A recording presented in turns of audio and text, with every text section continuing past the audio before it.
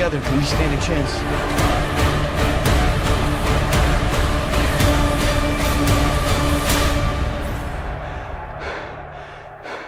It's time.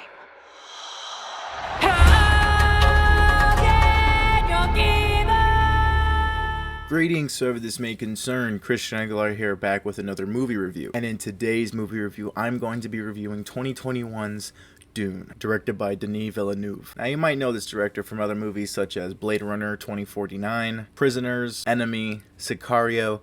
I mean, the list goes on. So when I heard that he was tackling Dune, the much anticipated, the much difficult adaptation to bring to screen, I think it was between Watchmen and Dune. But I remember both Watchmen and Dune at a time were considered unadaptable. Like, they're only stories for their medium, and they should stay that way. But in my opinion, Zack Snyder came around and did that with Watchmen, and now Denis Villeneuve came around and did that with Dune. Now, as a person that has never read the book, don't get your pitchforks out just yet, I had, per se, guides to this vast new world of fantasy and science fiction. My good friends Tyler and Shannon are both, I guess more Shannon than Tyler, are really into Dune. Like, they know the story like front and back. Tyler recently picked up the book Dune in anticipation for this movie. And I believe we talk about this on The Rendered Image, a show I co-host with Tyler and Shannon, talking about all the latest movie news, updates, and trailers. Go and check out the show, the link to which is down below in the description or at the end of this video. So these guys are basically kind of like introducing Dune to me before I even saw Dune, which was really cool. We even sat down together and rewatched 1984 David Lynch's Dune.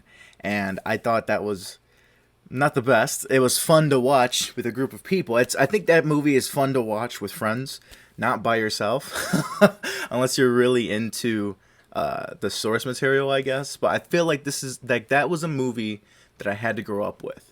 But since I saw the 84 version, that was the only thing I had to base this new movie on. I didn't read the book. I didn't see the TV miniseries, so the 84 movie was the one I had the basis for. So going into this movie, I was blown away, man. I find it insane how this book is so rich with story that it literally needs 2 films at least to fully tell the first novel. And I think there's 6 novels. There's 6 Dune novels, and it takes 2 films. Ideally, if Denis Villeneuve had his way, it would take 3 films to tell the one book. That is insane to me. Now I can understand why this movie was not adaptable for such a long time. I don't even think Watchmen was that long, and Watchmen's a pretty hefty story, but it is not as long as Dune, for sure. It's insane that Dune was the reasoning for a lot of what happened in Star Wars. I mean, without Dune, there would be no Star Wars. So it is hilarious. It is insane to think that Dune hasn't hit the big screen until all, I think, 7, 8 Star Wars movies came out? 9 Star Wars movies came out? There was 9 Star Wars films and not one Dune adaptation. You know, well, 84, but after that, it was a long gap with nothing, you know? I'm glad to say that Denis Villeneuve brought this out of the bag. Like, he knocked this out of the park, for sure. I mean, any movie that makes me want to go and read the source material is a good adaptation. I know the book is thick, but I had a little excitement after watching this movie, like, should I read the book? I feel like sitting down and reading the book, you know? But with all that build-up, this brilliant adaptation stars Timothée Chalamet, Rebecca Ferguson, Oscar Isaac, Jason Momoa, Stellan Skarsgård, Javier Bardem, Zendaya, Dave Bautista, and Josh Brolin. Now, this is an amazing ensemble cast for sure. I mean, who wouldn't want to work with any of these actors? All these actors have given great performances in the past and still do give great performances in this movie. That's something I gotta say. I don't think there is a weak performance in this. There is little screen time dedicated to certain characters. I'm not going to spoil the whole movie here, but there are some characters that don't get enough screen time that going into this movie, you might suspect them to have a lot of screen time, but they don't. And that just is a testament to how large the story is. Yeah, we know some actors are casted as some characters. However, it takes time to get to some of these characters. So we don't see a little bit of these guys until like maybe the very end, or maybe one little scene here. But it definitely builds them up for part 2. Any small character that you see here and there in part 1, I think will have a big role to play in part 2, which is which is pretty brilliant. It makes you excited to see what comes next. The chemistry between Timothée Chalamet and Rebecca Ferguson is top notch in this movie. Granted, they do look a little close in age to be mother and son. They both look really good. They both look really young. And I just found it like there was frames, just a couple of frames where I was looking at them. I'm like, are they gonna bang?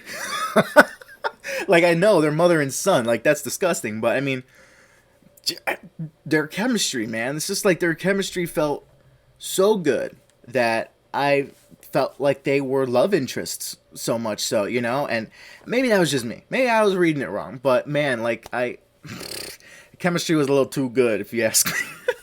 But no, they really give great performances, especially the scene where Paul puts his hand into that box so he can overcome his fears and stuff. Both those actors give phenomenal performances, and they're not even in the same space, because in the story, Rebecca Ferguson plays his mother, Lady Jessica, and she waits outside while Paul is tested with his fear. So he puts his hand in the box and he's feeling all the pain, suffering, loss, you know, everything that comes with pain and suffering, you know. So you see this brilliant performance from Timothée Chalamet, because he just like starts bursting into tears basically out of nowhere.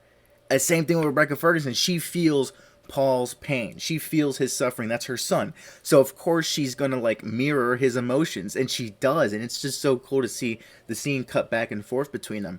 Such masterclasses in performances for sure. So when it came to the dynamic between Oscar Isaac and Timothée Chalamet, I felt it was a little off. Definitely not as strong as Paul and his mom, for sure. Like the one with Timothée Chalamet and Rebecca Ferguson. That they had stronger chemistry, I felt, than Timothée Chalamet and Oscar Isaac. They were both good on screen together. They both looked good on screen together. But I just felt like there was some distance there. And I don't know if that was intentional. Maybe it was. Maybe because, again, I didn't read the book. So maybe there's this distant relationship, kind of like this uncertain relationship that Paul has with his father. Maybe that's what that was that I felt. If so, awesome job, because I didn't even read the book, but I still felt that his dynamic isn't as strong as than when he's with his mom. But regardless, I still think Oscar Isaac did really well in this movie, and he's been busy. 2021's been his year for sure. Stellan Skarsgård, dude. Oh man, Stellan Skarsgård. He is one of the characters that doesn't have a lot of screen time, but you know damn well he's gonna be in this. He's going to be in part 2. Maybe part 3 if they greenlight a third film to really cap off this first book. Because him as the Baron, so intimidating, dude. Like, I love Stellan Skarsgård as an actor. He is my 5th star in my rating scale. He's the 5th Skarsgård. He's the top notch one, you know, the one with the most experience. So I knew his performance was going to be really, really well. He was going to have this intimidating feel to him, and even people around him feel that. People are just like silent in his presence until Dave Bautista comes in that one scene towards the beginning and starts shouting like an animal, which I also love Dave Bautista's energy in this, and I am so waiting for him to kick so much ass in part 2. I feel like that's what they're building up with. Again, Dave Bautista's another character that doesn't have a lot of screen time, but these guys will definitely be coming in part 2. Soundtrack, cinematography was amazing. I mean, the original music was composed by Hans Zimmer. Need I say more? A lot of people I heard were complaining like, oh, this doesn't sound like Hans Zimmer. Dude, of course it doesn't sound like Hans Zimmer. One, he's not working with Nolan. A lot of people know his music from Nolan's films. So when he's working with another director, it's bound to sound different. It just has to. And two, this is Dune, man. This is a sci-fi epic. This is an outworldly movie. Of course, he's going to make the soundtrack fit the world. The world feels different. The music should feel different as well. Everything feels alien.